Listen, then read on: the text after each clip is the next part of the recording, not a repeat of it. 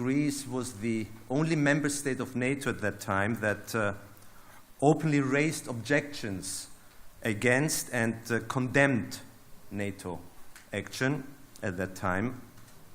The Greek government, headed by Prime Minister Kostas Simitis at that time, requested a political solution of the clashes in Kosovo and refused to participate in any NATO military action, the NATO raids against Yugoslavia.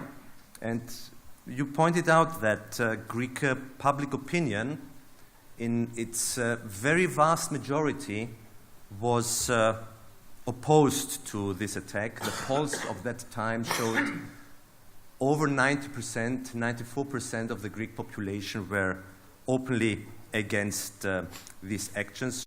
The European Union, as we all know, began as a major peace project in Europe, and I think this made European integration so valuable and successful in the past decades. Although, one must say, and we see that the European Union is also struggling, because the younger generation, the European Union does not really identify itself anymore with this role of the EU and the history of the EU as the peacemaker.